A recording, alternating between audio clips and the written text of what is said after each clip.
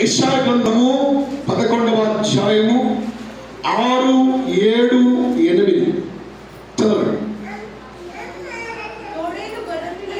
నా వైపు చూడండి అందరూ కూడా. తోడేలు గొర్రెపిల్ల, అందరు నా వైపు చూడాలి. తోడేలు గొర్రెపిల్ల ఒకే దగ్గర నివాసం చేస్తాయట. అసలు తోడేలు గొర్రెపిల్ల అంటే ఇష్టమేనా? మహా ఇష్టం, మహా ఇష్టం. ఎంత ఇష్టం అంటే తినేంత. స్తోత్రం చెప్పండి. ఒక్క దగ్గర ఉంటాయా? ఉండవు. తోడేలు వస్తుంది అంటే గొర్రెపిల్ల మందంతా కూడా భయాందోళనలో ఉంటారు. కానీ వాక్యం ఉంటుంది, తోడేలు గొర్రెపిల్ల ఒకే దగ్గర నివాసం చేస్తాయి. ఒకే దగ్గర నివాసం చేస్తాయి. చిరుతపులి మేక పిల్ల, అవి చూడాలి. చిరుతపులి మేక పిల్ల ఏం చేస్తాయట? ఒకే దగ్గర పండుకుంటాయట, నిద్రపోతాయి. దూడ కొదుమ సింహము పెంచబడిన కోడె కూడుకున్నప్పుడట ఒక బాలుడు వాటిని తీసుకొని పోతాడు, తోలుకొని పోతాడు. తోడేలు గొర్రెపిల్ల ఒకే దగ్గర నివాసం ఉంటాయి. చిరుతపులి మేకపిల్ల ఒకే దగ్గర పండుకుంటాయి. దూడ కొదుమ సింహము పెంచబడిన కోడె, ఈ మూడింటినట ఒక చిన్న బాలుడు మన గోదలను దొరకపోయినట్టుగా దొరకపోతాడు. స్తోత్రం చెప్పండి. అర్థమవుతుంది చెప్పే మాట. ఇంక కిందికి అంటాడు, ఆవులు ఎలుగు. ఎలుగంటే చెప్పండి, ఎలుగంటే ఏంటి? ఎలుగుబంటి. ఎలుగుబంటిని చూస్తారు, ఎంతమంది చూస్తారు ఎలుగుబంటి? స్తోత్రం. ఆవును చూస్తే ఎలుగుబంటి ఊకుంటుందా? చెప్పాలి. నేను చెప్పే మాటలు మీకు అర్థమవుతుంది. ఇవి రెండు కూడా వ్యత్యాసమైన మాటలు చెప్తున్నాను నేను. దేనికి దానికి పడదు. చిరుతపులికి మేకపిల్ల పడదుదా? దొరికిందంటే పట్టుకొని మెడబట్టుకొని వెళ్ళిపోతుందంతే. కొదుమ సింహానికి దూడ కనబడితే ఊరుకుంటుందా? అది కొదుమ సింహానికి కోడ కనిపిస్తే ఊరుకుంటుందా? సంపుతుంది. ఆ ఎలుగుబంటికి ఆవు కనబడితే ఊరుకుంటుందా? సంపుతుంది. ఇక్కడ వాక్యం అంటుంది, ఎలుగుబంటి ఆవులు ఒకే దగ్గర ఉంటాయి. మేకపిల్ల చిరుతపులి ఒకే దగ్గర ఉంటాయి. తోడేలు గొర్రెపిల్ల ఒకే దగ్గర ఉంటాయి. కొదుమ సింహము దూడలు ఒకే దగ్గర ఉంటాయి. వాటన్నిటినట ఒక చిన్న బాలుడు వాటిని తోడుకొని పోతాడట. పెద్దోడెవడు కొమ్ముడు తిరిగినోడు, బలాఢ్యుడు కాదు వాటిని తీసుకుని వెళ్ళేది. ఎవరికి లోపడుతున్నాయి అవన్నీ కూడా? ఒక చిన్న బాబుకు లోపడుతున్నాయి. ఒక చిన్న బాబుకు లోపడుతున్నాయి. కొదుమ సింహము కూడా ఆ బాబును చూస్తే భయపడుతుంది. తోడేలు భయపడుతుంది. చిరుతపులి భయపడుతుంది. ఎలుగుబంటి భయపడుతుంది. ఆ బాబును చూస్తే వాటి క్రూరత్వం ఏమైపోయింది? వాటి భయానకమైన దేహం ఏమైపోయింది? ఒక చిన్న బాబు వాటిని కట్టితో అంటే అవి సాధు జీవుల్లాగా మారి తల వంచుకొని వెళ్ళిపోతున్నాయి. ఇంకా కిందికి అంటాడు, నాగుపాము వచ్చిందట. నాగుపాము వచ్చినప్పుడట ఒక చిన్న పాలు తాగే బాలుడు ఆ నాగుపామును ముట్టుకొని దాని కంటిని ముట్టుకొని ఆటలాడుతూ ఉండట. ఏం చేస్తుందట? నా వైపు చూడండి. నాగుపాము, విషం దక్కిన నాగుపాము దాని పుట్ట దగ్గర ఈ పాలు తాగి చిన్న బాబు అమ్మాడుకుంటూ పోయి ఆ పుట్ట దగ్గరికి పోయి అందులో ఉన్న పామును బయటకు తీసుకొచ్చి దాంతో ఆడుతున్నట్టు. ఇంకా కింది ఇన్పుట్లో ఉంటుంది, దాని కనుగుట్టును ముట్టుకుంటున్నాడు. అసలు కనుగుడ్డును ముట్టుకుంటే పాము ఆయన? అసలు మనం పక్క పండి పోతేనే బుస్సుమని పడిగింది కాటేసే గుణం కదా పాముది. పామా మరి నీ గుణం ఏమైంది? నీ కాటేసే స్వభావం ఏమైంది? వీటన్నిటికీ ఈ మార్పు కారణం ఏమిటి అంటే ఒకే ఒక మార్పు, ఒకే ఒక కారణం ఏమై ఉందంటే యెషయా యొక్క చిగురు పుట్టిందట. దేవునికి స్తోత్రం చెప్పండి. రెండు చేతులైతే దేవునికి స్తోత్రం చెప్పాలి. మొట్టమొదటి వచ్చిన యెషయా మొత్తు నుండి చిగురు పుట్టును, వారి వేరుల నుండి అంకురము ఎదిగి ఫలించును. స్తోత్రం చెప్పండి గట్టిగా. హల్లెలూయా. నా వైపు చూడాలి, నా వైపు చూడాలి.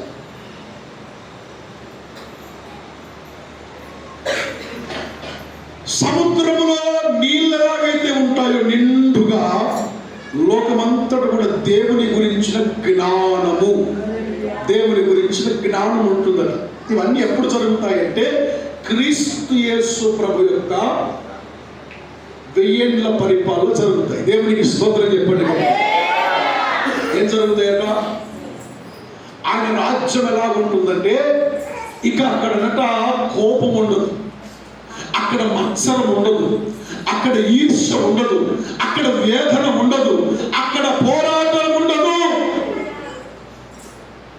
చూడండి చూడండి, క్రూర జంతువులు కూడా సాగువైపోయినట్లుగా, విషము చేత ఒళ్ళంత విషము చేత నింపబడిన మిడుమాగులు కూడా సాగువైపోయినట్లుగా అని రాజ్యంలో ఉన్న ప్రతి ఒక్కడు సాధువైపోతారు. దేవునికి స్తోత్రం చెప్పండి గట్టిగా. రెండు చేతుల పైకి స్తోత్రం చెప్పు. అయితే ఒక మాట చదువుదాం. 13వ వచనం చదవండి. 13వ వచనం చదవండి. ఎఫ్రాయిమునకు ఉన్న మత్సరము పోతుంది, యూదా విరోధులు నిర్మూలమగుదురు. ఎఫ్రాయిము యూదాయందు మత్సరపడదు, యూదా ఎఫ్రాయిమును బాధపరచడు. స్తోత్రం చెప్పండి గట్టిగా. ఇవన్నీ కూడా దేవుడు చెప్తూ ఉన్నాడు. ఆయన ఆత్మ అయినటువంటి ఆయన కింది మాటలో ఉంటుంది, దావీదు మరలా జన్మించబోతూ ఉన్నాడని యెషయా అంటాడు. అప్పటికే దావీదు పుట్టాడు, రాజ్యాన్ని స్థాపించాడు, చనిపోయాడు. భక్తులారా నా వైపు చూడండి. ఈ ప్రవచనం రిలీజ్ అయ్యే టైంకి దావీదు మహారాజు చనిపోయాడు. ఆయన చనిపోయి కూడా కొన్ని సంవత్సరాలు గడిచిపోయింది. కొంతమంది రాజులు బయటకు వచ్చారు ఆయన కుటుంబంలో నుంచి. మరలా అంటాడు, ఇదిగో దావీదు మరలా ఉద్భవించబోతూ ఉన్నాడు, దావీదు మరలా ఆయన రాజ్యమును స్థాపించబోతూ ఉన్నాడు. అయితే భక్తుడు ప్రవక్త మాట్లాడుతున్న దావీదు చచ్చిపోయిన దావీదు గురించి కాదు, దావీదు వంశములో నుంచి వస్తున్నటువంటి దావీదు చిగురైన యేసు ప్రభు గురించి మాట్లాడుతున్నారు. రెండు చేతులకు దేవునికి స్తోత్రం చెప్పు. హల్లెలూయా. దావీదు చిగురైన యేసు నీలో పుడితే నీలో ఉన్న మత్సరము పోతుంది, నీలో ఉన్న క్రూరత్వం పోతుంది, నీలో ఉన్న అసూయ పోతుంది, నీలో ఉన్న ఈర్ష్య పోతుంది. ఎలాగైతే ఆ చిరుతపులి సాగువైపోయిందో, కొమ్మసింహము సాగువైపోయిందో, ఎలుగు వంటి సాధువైపోయిందో, నీవు నేను మనమందరం సాధువైపోతారు. స్తోత్రం చెప్పండి. రెండు చేతులెత్తి స్తోత్రం చెప్పండి. ఈరోజు సంఘం మీద పడుతున్నారు, షాపుల మీద పడుతున్నారు, మందిరాలు ఆపితే ఒక్కడు ఎప్పుడో ఎక్కిట్లుంటున్నాడు, ఆడొచ్చి బెదిరిస్తున్నాడు. ఆమె ఆపాలే. ఇక్కడ కూర్చున్న వాళ్ళు సాధువయ్యారు. హల్లెలూయా. ఇక్కడ కూర్చున్న వాళ్ళు ఏమయ్యారు? వాడు చిరుతపులే, వాడు ఎలుగుబంటే, వాడు కొదమ సింహమే. కానీ వాడి లోపల దావీదు చిగురు పుట్టినంత కారణాన వారు సాధువైపోయారు. ఆమె స్తోత్రం చెప్పిన వాళ్ళు అసలు రూపానికి వస్తే ఊపిరేవాడు. చెప్పండి. క్రైస్తవుడు ఒక్కసారి తిరగబడడం స్టార్ట్ చేస్తే ఎవడైనా ఏలు ఎత్తుతాడా? ఎత్తిన ఏలు ఇరిగిపోతుంది. కానీ ఏమైందో తెలుసా? వారి హృదయంలో చిగురు అనే యేసు పుట్టి ఉన్నాడు. వారి హృదయంలో సాగు అయిన యేసు పుట్టి ఉన్నాడు. అందుకే వారి హృదయం తరంగంలో ఉన్న క్రూరత్వం చచ్చిపోయింది. వారి హృదయంలో ఉన్నటువంటి కోపము చచ్చిపోయింది. వారి హృదయంలో ఉన్నటువంటి ఆ కపటము, ఈర్ష్య, అసూయ చనిపోయింది. ఇదిగో ఆయన మాట్లాడుతూ ఉన్నారు, మీలో దావీదు చిగురు పుట్టాడు. ఇప్పటి నుండి ఇక ఎఫ్రాయిము, యూదా మత్సర పడకూడదు. ఎఫ్రాయిము ఎవడు ఎఫ్రాయిము తెలుసా? తెలియదా? చెప్పండి. అంటే మనకు సమాచారం తెలియకపోతే చెప్పే సబ్జెక్ట్ అర్థం కాదు. స్తోత్రం చెప్పండి గట్టిగా. అసలు ఎఫ్రాయిము అనేవాడు ఎవడో మనకు తెలియకపోతే నేను చెప్పే మాటలు మీకు అర్థం కాదు. ఎఫ్రాయిము ఎవరండి అమ్మా? యాకోబు యొక్క 4వ కొడుకు పేరు యూదా. మిగిలిన 3 పేరు చెప్పండి. ఫస్ట్ చెప్పాలి. ఎవరైనా చెప్పచ్చు. యాకోబు యొక్క 4వ కొడుకు పేరు యూదా. మిగిలిన పైన కింద వద్దులే, పైన చెప్పండి. 3 పేరు చెప్పండి అమ్మా. రూబేన్. ఇంకా చెప్పండి, మీరు చెప్పండి. పురుషులు చెప్పండి. రూబేన్ అని చెప్పింది ఆమె. మరి మీరు చెప్పండి పురుషులు, మీరు తెలవాలి కదా. ఏదో ఒకటి చెప్పండి. యేసు ప్రభు, యూదా ఇస్కరియోతు, ఏదో ఒకటి చెప్పండి. దేవుడికి స్తోత్రం. హల్లెలూయా. రూబేను, షిమ్యోను. ఏది గుర్తుండకపోయినా ఈ పేరు గుర్తుండాలి. లేవి అనే పేరు గుర్తుండాలి. లేవి వంశంలో నుంచే యాజకత్వం బయటకు వచ్చింది. స్తోత్రం చెప్పు గట్టిగా. 2 చేతులకి స్తోత్రం చెప్పు. యూదా ఎవరంటే, యూదా యాకోబు యొక్క 4వ సంతానం యూదా కదా. మరి ఎఫ్రాయిము ఎవరు అమ్మా? యోసేపు యొక్క 2 కొడుకులలో ఒకటి పేరు మనష్షే, ఇంకొకటి పేరు ఎఫ్రాయిము. కాబట్టి చూడండి, ఏం లేదు, సింపుల్. ఇశ్రాయేలు, యూదా 2 భాగాలుగా విభజించబడింది. నార్త్, సౌత్, దక్షిణము, ఉత్తరము. దావీదు మహారాజు, సౌలు మహారాజు, సొలొమోను మహారాజు 3 రాజులు అఖండమైనటువంటి ఇశ్రాయేలు రాజ్యాన్ని పరిపాలించారు. సొలొమోను తర్వాత ఆయన కుమారుడు వచ్చాడు. కుమారుడు వచ్చినప్పుడు దేశము 2గా విభజించబడింది. ఒకటి యూదాగా, ఇంకొకటి ఇశ్రాయేలు విభజించబడింది. స్తోత్రం చెప్పండి. అయితే ఇశ్రాయేలునే భక్తులు కొన్నిసార్లు ఎఫ్రాయిముగా వాడతారు. స్తోత్రం చెప్పండి గట్టిగా. హల్లెలూయా. స్తోత్రం. నా వైపు చూడండి, బ్రహ్మాండమైన సీక్రెట్ చెప్తాను నేను. యాకోబు, ఏశావు 2 అన్నదమ్ములు కదా.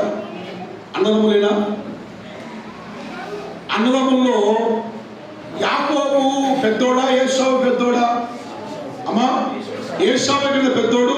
యాకోబు ఏం చేశాడు? చిక్కుడుగాయల కూర వండి ఏం చేశాడు? అన్న కాకలు అయింది, వచ్చాడు. అరే బాబు, ఆ పొయ్యి మీద ఉడుకుతుంది ఏందో, అది నాకు పెట్టరా, నేను ఆకలితో ఉన్నట్టే. వాడంటాడు, ఉట్టిగానే పెడుతున్నా, నువ్వు ఏమి ఇవ్వాలి నాకు? నీ జ్యేష్ఠత్వం నాకు ఇస్తే నీకు పెడతాను. జ్యేష్ఠత్వం అంటే చెప్తాను నేను. జ్యేష్ఠత్వం అంటే అర్థం ఏంటంటే, తండ్రి తర్వాత తండ్రి. పెద్ద కొడుకు తండ్రి తర్వాత తండ్రి అయినా కాదా? చెప్పాలి. ఎంతమంది 10 మంది కొడుకులున్నా తండ్రి తర్వాత తండ్రి స్థానం ఎవరిది? పెద్ద కొడుకుదే. అందరికీ ఒక్కొక్క భాగం ఇస్తే పెద్ద కొడుకు 2 భాగాలు ఇవ్వాలి. అది జ్యేష్ఠత్వం. సోదరులు చెప్పు. 2 చేతులు ఎత్తి సోదరులు చెప్పు. అందరికీ ఒక్కొక్క భాగం ఇస్తే కొడుకు, పెద్ద కొడుకు ఎన్ని ఇవ్వాలి? 2 ఇవ్వాలి. వాని భాగం ఇవ్వాలి, తండ్రి భాగం ఇవ్వాలి. కాబట్టి జ్యేష్ఠుడు వాడు. ఈ జ్యేష్ఠత్వాన్ని అడుగుతున్నాడు యాకోబు. అది ఇస్తే ఈ కూరిస్తా. ఇప్పుడు చెప్పండి, కూర పెద్దదా జ్యేష్ఠత్వం పెద్దదా? కూర పెద్దదా? చెప్పండి ఏది పెద్దది అమ్మా? అరే మీకు కూడా తెలియలేదండి మనకి. జ్యేష్ఠత్వం కదా పెద్దది. ఆ జ్యేష్ఠత్వం పోగొట్టుకున్నాడు, ఏసావు పోగొట్టుకున్నాడు. ఇప్పుడు ఎవరు పెద్దోడయ్యాడు? యాకోబు పెద్దోడయ్యాడు. యాకోబుకు 12 మంది పిల్లలు. ఎంతమంది పిల్లలు కూడా చెప్పాలి 12 మంది పిల్లలు. ఈ 12 మందిలో పెద్దోడు ఎవడు? రూబేన్. ఆమె చూడండి, పెద్దోడు ఎవడు? రూబేన్ కదా. ఈ రూబేనుకు జ్యేష్ఠత్వం రావాలి, కానీ రూబేనుకు రాలేదు. రూబేను పాపం చేసి పడిపోయాడు. హలో, కొడుకుగా పెద్దగా పుడితే రాదది. నేను ఫస్ట్ పుట్టాను కదా, నాకే రాదది. దేవుని అనుగ్రహం ఉండాలి. రూబేన్ పెద్దోడే, కానీ రాలే వాడికి. వాడి తర్వాత షిమ్యోను ఉన్నాడు, లేవి ఉన్నాడు, వాళ్ళకు రాలేదు. యూదా అయిపోయాడు. యూదా వంశం వేరుగా ఉంది. అయితే జ్యేష్ఠత్వం మాత్రము ఇదిగో 11వ వాడైనటువంటి యోసేపుకు దేవుడు ఇచ్చాడు. స్తోత్రం చెప్పండి గట్టిగా. ఎవరికి ఇచ్చాడు? చెప్పాలి. ఎవరికి ఇచ్చాడు? యోసేపుకు. లేవీయేమో యాత్రికత్వంలోకి వెళ్ళిపోయాడు. యూదా పడిపోయాడు, అందరూ పడిపోయారు. ఎవడు మిగిలాడంటే యోసేపు ఒక్కడు మిగిలాడు. వాడు ఎవడు? 11వ వాడు, 11వ సంతానం. ఆ 11వ సంతానాన్ని తీసుకొచ్చి దేవుడు జ్యేష్ఠత్వంలోకి పెట్టాడు. అందుకే అందరికి ఒక్క భాగమే, ఒక్కొక్క భాగం ఇచ్చాడు యాకోబు. కానీ యోసేపు దగ్గరికి వచ్చేవారికల్లా, యోసేపు 2 కొడుకులు కదా, మనష్య ఎఫ్రాయిము, 2 భాగాలు పోయినాయి మరి, 2 భాగాలు. అందుకే పెద్దోడు కదా ఎఫ్రాయిం పెద్దోడు కాబట్టి ఏం చేశారంటే, కొన్నిసార్లు ఇశ్రాయేలు అనే భాగం వచ్చినప్పుడు ఎఫ్రాయిం పేరు రాస్తారు. అర్థమైందా? అర్థం కాలేదా? మనం చెప్పాలి. స్తోత్రం చెప్పండి గట్టిగా. అక్కడేమో యూదా భాగము, ఇంకొకటి. ఇవి 2 జాతులు, ఇద్దరు అన్నదమ్ముల పిల్లలే కానీ ఎప్పుడు చూసినా కొట్లాడ, ఎప్పుడు చూసినా పంచాలి, ఎప్పుడు చూసినా వీడు వాడు వీడిని తప్పుకునేవారు. హలో, స్తోత్రం చెప్పిడా? దేవుడు చూశాడు. ఎందుకు మీ ఇద్దరు అన్నదమ్ముల పిల్లలే కదా, అన్నదమ్ముల పిల్లలకు మత్సరం ఎందుకు? అన్నదమ్ముల పిల్లలకు కొట్లాడేందుకు? అన్నదమ్ముల పిల్లలకు భేదాలెందుకు? హలో, అన్ని ఉన్నాయి కానీ వారి లోపల క్రీస్తు అనే చిగురు లేదు. క్రీస్తు యేసు యొక్క ఆత్మ వారి లోపల లేదు కాబట్టి వారి లోపల ఈర్ష్య బయటకు వచ్చింది, వారి లోపల మత్సరం బయటకు వచ్చింది, వారి లోపల ఒకరంటే ఒకరికి పడని ఆ యొక్క ఓర్వచాన్ని గుణం బయటకు వచ్చింది. అందుకే యెషయా భక్తుడు అంటున్నాడు, ఇదిగో ఇప్పుడు దావీదు కొరకు ఇంకొక దావీదు పుట్టబోతున్నాడు. స్తోత్రం చెప్పండి గట్టిగా. అతని రాజ్యము నిరంతరం ఉంటుంది. ఆయన ఏదో ఒక ప్రాంతాన్ని పరిపాలించేవాడు కాదు, అఖండముగా యూదా ప్రాంతాన్ని ఎఫ్రాయిం ప్రాంతాన్ని కలిపి ఆయన పరిపాలించబోతూ ఉన్నాడు. స్తోత్రం చెప్పండి.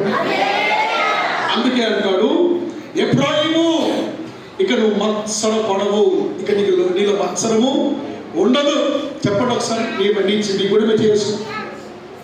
నీ పేరు చెప్పుకోను, నీ పేరు ఆ పేరు నేను చెప్పుకుంటూ నీ పేరు నువ్వు చెప్పుకో. హిమాలయులు చెప్పిడా? నీ పేరు నువ్వు చెప్పుకొని నాలో మత్సరము లేదు. చెప్పండి. నాలో మత్సరము లేదు. నేను ఎవరిని బాధించను. చెప్తలేరు మీరు. ఏదో ఉన్నది ఇంకా, హల్లెలూయా, ఏదో ఉంది. ఒకసారి కళ్ళు మూసుకుంటే నీ శత్రువు నీ కళ్ళ ముందు కనబడుతుందా? క్షమించవాలి. ఎవడు నీ కళ్ళ కనిపిస్తున్నా వాడిని క్షమించు. యేసు నామములో వాడు నాకు అపకారం చేసినా నేను వాడిని క్షమిస్తూ ఉన్నాను. వాడు నాకు కీడు చేసినా నేను వాడిని క్షమిస్తూ ఉన్నాను. వాడు నాకు అన్యాయం చేసినా నేను వాడిని క్షమిస్తున్నాను అని నువ్వు పలకగలిగితే, అది హృదయంతరంగంలోకి వస్తే, ఇదిగో ఎవడు పలుకుతాడు తెలుసా మాట? దేవుని ఆత్మ కలిగిన వాడు ఆ మాట పలుకుతాడు. స్తోత్రం చెప్పండి గట్టిగా. ఆత్మ లేకపోతే నీలో కక్ష పెరుగుతుంది, ఆత్మ లేకపోతే నీలో కోపం పెరుగుతుంది, ఆత్మ లేకపోతే నీలో అనవసరమైనవన్నీ మూట కట్టుకుంటావు. ఉదో ఇదిగో, నీవు ఎంత క్రూరుడివైనా కూడా సాధువైపోదుగాక. స్తోత్రం చెప్పండి గట్టిగా. ఈ సబ్జెక్టువే దేవుని 1000 కాలంలో జరగబోతున్న సబ్జెక్ట్ నేను చెప్తున్నాను. ఇప్పుడు మనం నేర్చుకునే పాఠం ఏంటంటే, ఇదిగో ఆయన రాజ్యంలో మనం ఉన్నాం కాబట్టి, ఆయన మనలో చిగురిస్తూ ఉన్నాడు కాబట్టి, మనలో ఉన్నటువంటి దేవునికి వ్యతిరేకమైనవన్నీ చచ్చును గాక. స్తోత్రం చెప్పండి గట్టిగా. మన స్వాభావికమైనటువంటి ఆ క్రియలన్నింటిని విడిచిపెట్టి క్రీస్తు యేసు యొక్క నవీన స్వభావాన్ని మనం ధరించుకుందాము గాక. ఆమేన్ పలకండి అందరూ కూడా చెప్పాలి. ఎవరి మీద మనకు మత్సరం ఉండొద్దు, ఎవరిని మనము బాధించద్దు. దేవుడు చెప్తున్నాడు, యూదాక బాధించడు. ఎబ్రాయిము ఇక మత్సరం పెట్టుకోకు, మీరందరూ ఒకే సంతానమై ఉన్నారు, మీరందరూ ఒకే సంతానమై ఉన్నారు. మిమ్మల్ని ఏలబోయేవాడు వస్తూ ఉన్నాడు, మిమ్మల్ని అఖండముగా ఏలబోయేవాడు వస్తూ